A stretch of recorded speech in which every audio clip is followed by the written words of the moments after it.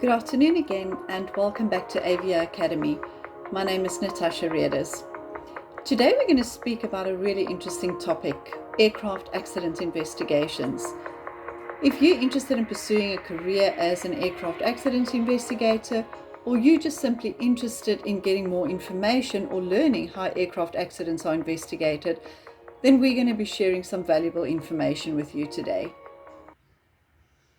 Aviation is generally an industry that heavily relies on collaboration to make an air service happen. So much more in the event of an accident. There's a behind the scenes collaboration of countries, individuals, institutions, specialists to make sure that they get the answers that they require as to why this particular aircraft accident happened. The collaboration doesn't just go random. The event that happened in a country, that becomes the lead country on that investigation.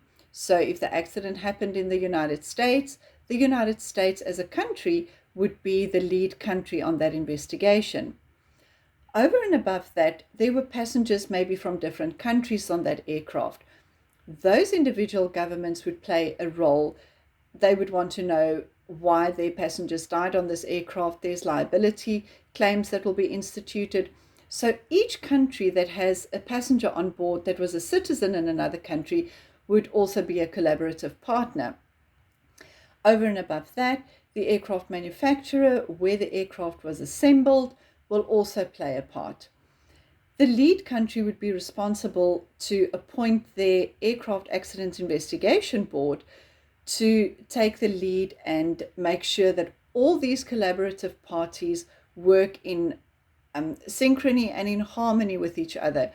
So everybody will be responsible to collect a specific amount of data or information that pertains to this aircraft accident.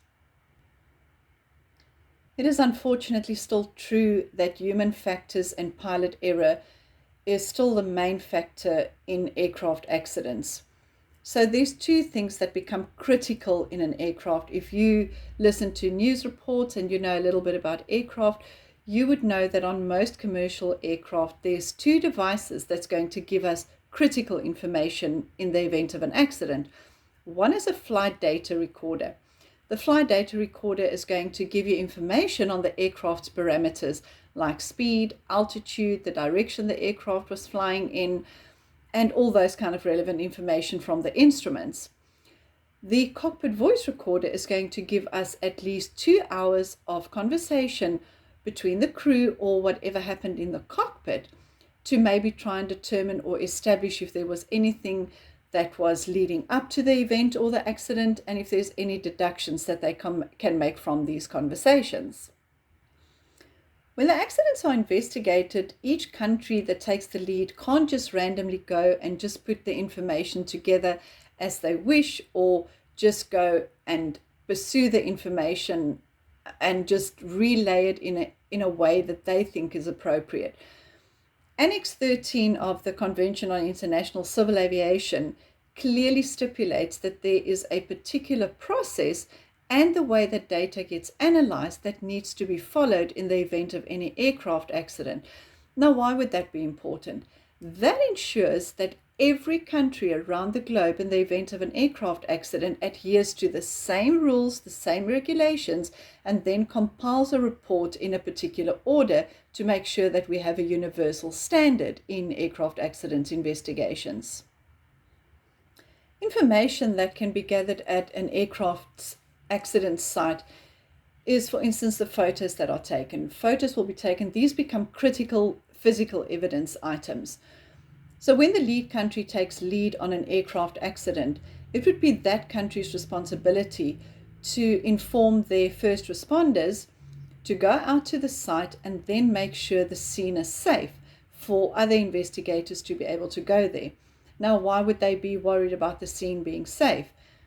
In the event of people dying on the aircraft, you can imagine that there would be bodies and corpses. So this opens up any possible disease or bacterial or some form of infection that can arise from this. So the first responders would need to be dressed appropriately and people would need to come in to remove the body. So this is a really, really big event that needs to be coordinated very well. Before those people can even enter the aircraft accident scene, we now have to get people, possibly like the fire department, that would need to come and do an assessment on any other hazardous materials. Fuel may have been spilled. There might be gases that are leaking from somewhere. And we also need to consider what might have been carried on that aircraft. There might be hazardous materials that was carried as cargo on the aircraft, making it extremely unsafe for first responders until such time it's declared safe. So who do we ultimately call in the event of an aircraft accident? I'm going to use the United States as an example because they really have one of the biggest bodies worldwide to do accident investigations. The National Transport and Safety Board, the NTSB, is the authority that needs to be told or informed in the event of an aircraft accident. The FAA, the Federal Aviation Administration, is not the right people to report this to. The NTSB very often get involved in worldwide investigations. They have the equipment, they have the staff, they have the know-how, they have all the expertise to really investigate from the smallest to the largest aircraft accidents around the world. Although an aircraft accident is a single event, sometimes it can take up to 2 years for this investigation to be completed. People often wonder why it takes that long. It's because of the magnitude involved. When an aeroplane goes down, many of the parts are scattered all over. These investigators physically take every piece of that aircraft that they can put together to reassemble it and put it back intact, sometimes even with an explosion. They can, once it's been put back together, determine exactly where the explosion in that aircraft happened. This is identified by the way the metal may have bent, or in the event of it being in a suitcase, explosive device in a suitcase, you can see which way the material has exploded. And yes, although these sound like small things that might not be detectable, they really are. These investigators and the volunteers that collect this information go out of their way to pick up every little piece of debris in a very wide radius around an aircraft accident scene to make sure that they can put back together to get the correct answers. Things like maintenance-related items, that becomes a really, really contentious situation for people in the maintenance industry, because everybody believes that when that aircraft took off from the ground, everything was 100% in a serviceable condition. For the aircraft accident investigators to prove otherwise, they need to put every little part that is available to them after the crash together to make sure that the right people get charged with any form of liability or responsibility in the event of an aircraft accident. So how do you become an aircraft accident investigator? For most of us, the ideal would be for you to either be an engineer or a pilot. That would give you a really sound understanding of the aircraft workings, the mechanisms in the aircraft, and all the things that potentially can go wrong during flight. That's the ideal situation, obviously, but there are 4-year degrees that you can pursue in the United States, and smaller technical career options that you can, or tertiary educations that you can pursue in other countries, that'll give you a foot into the door. Most likely, after your degree, you will have the opportunity to work with one of these institutions and get to know a little bit of what happens in the field. But if you're truly interested in pursuing a career in aircraft accident investigations, make sure that you get to know the people in the industry. Make sure that you get to know all the role players in the industry. You might get a great opportunity to work with somebody that either works for the NTSB or one of the accident investigation groups. So make sure that you really familiarize yourself with what's available in the industry. Before you study, make 100% sure that you know exactly what route you want to follow, what it is that you're interested in, to make sure that you study the correct degree.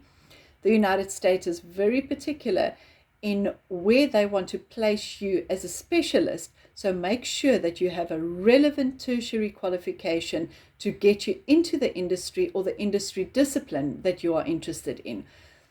Hands-on experience is always the best. So if you've had the opportunity to pursue a career as a pilot, or just your license first as a pilot or an engineer, that will already give you a great advantage to become an aircraft accident investigator. I'm looking forward to seeing you enrolled as a student in my course that I'm launching on December the 1st, Aviation 101. This will give you a really great introduction to the aviation industry and all the disciplines that's available, and hopefully give you that little bit of a push just to get you to make a final decision on what it is you want to do in the industry. I look forward to seeing you again, and thank you for joining me. Good day.